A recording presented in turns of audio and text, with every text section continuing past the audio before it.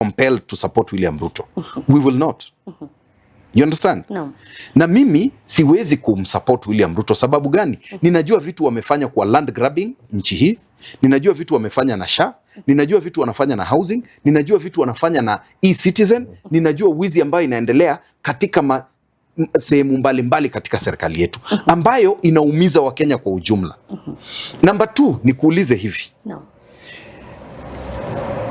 Sifuna alisoma kitu inaitwa resolutions za the topmost organ ya ODM. Those were not his thoughts. When you call Sifuna to give his opinion, he will give you the same thing he said the other week on TV. So what he was reading are resolutions of party. Yeah. And number 2, that those resolutions are not far off from what Sifuna was saying. Yes. Only that Sifuna has become such a big influence in this country. He speaks for the majority of the people. So msianze kubadilisha ati Sifuna aliongea hivi, party yake imesema hivi. No, what Sifuna was reading are resolutions of the party. Kuna wale ambao wanasema kwamba iwapo Sifuna ile position ya kukua SG pale katika chama cha ODM, iwapo inampotezea ule umaarufu na kutangamana na wananchi na kusikiza wananchi, basi ya resign. Wewe unasema vipi? Si lazima resign. Hiyo ni ODM is a democratic party. No. And you can speak for yourself and there are days you speak for the party. Lakini tumeona wale ambao wanasupport serikali ukiangazia kama senator pale Kaluma, those are I want to say here today, Kaluma and those surrogates who earn an extra salary from pitching for William Ruto and this unfortunate government are not in touch with reality. Hata leo nimekuwa naye kwa gym na nimemwambia, he only dismisses, he does not even listen. Anasema SHA is working. Najaribu kumwambia SHA hivi ndivyo ina work. He does not listen. Namwambia, what tools are you using? Kama now sisi tumefanya research. No. We don't do politics ya kubahatisha, research. Hiyo nyanza ambayo wanategemea pali William Ruto akona the highest support is in Homa Bay. Homa Bay is at 38%.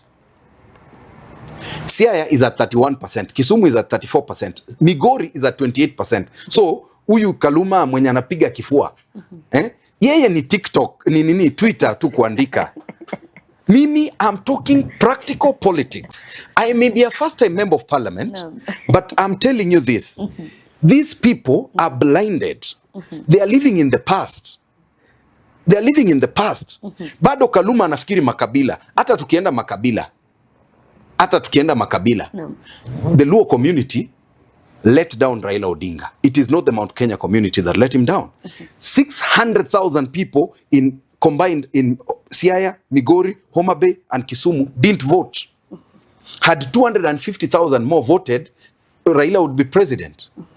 And even if 20,000 more would have voted, what would have happened? We would have had a runoff. 20,000 more. But kifua ile wanajipiga nao na kuandika Twitter, they don't, I'm telling you, they do not understand the real politics. Ni kujigamba sababu wamekuwa parliament for 2-3 terms by hanging on the coat ya Raila Odinga. Now they pretend to be experienced. That is not experience.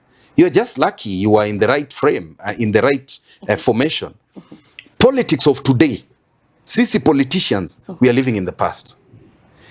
The young people of this country, the voters of this country have moved on. Today Kaluma was telling me, Ruto has employed 70,000 teachers. I agree. Do you know the 70,000 employed don't support William Ruto? They don't.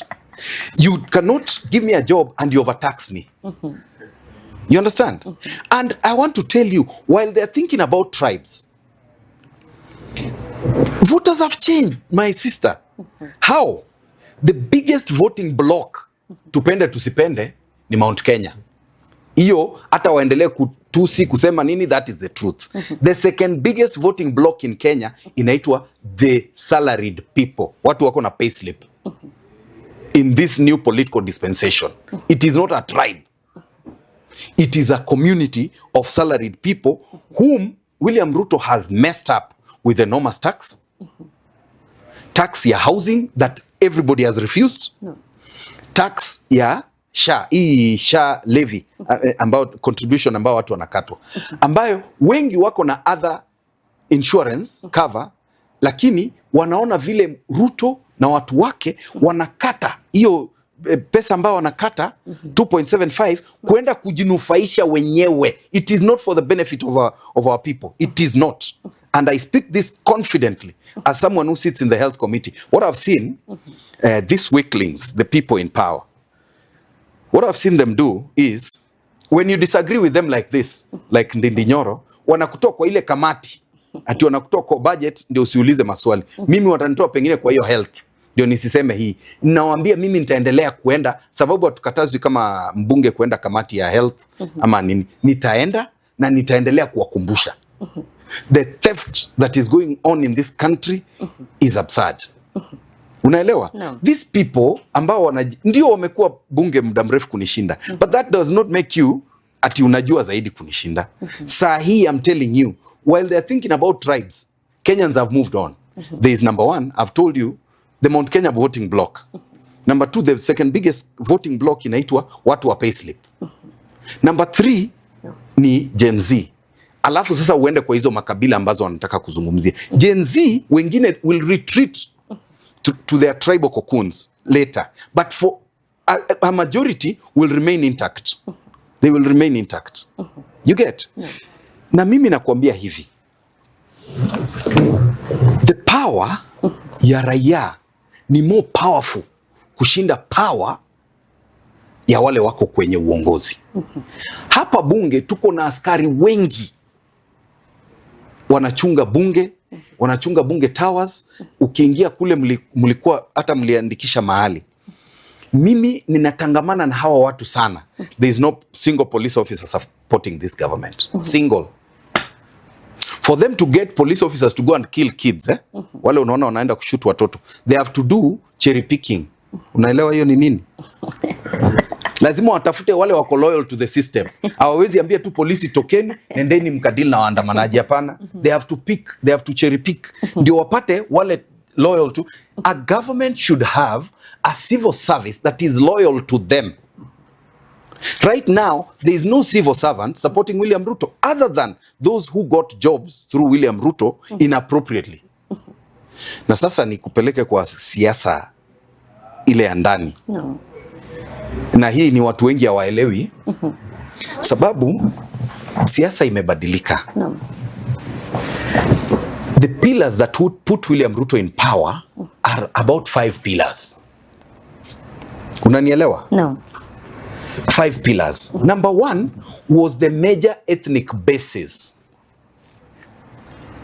Ethnic base, makabila makubwa. No. Na moja ni Mount Kenya na Rift Valley. He has lost Mount Kenya and 40% of Rift Valley. Why 40% of Rift Valley? Of the 5.6 million voters in Rift Valley, 2.1 million are Kikuyu. Not Mount Kenya generally, but are Gikuyu.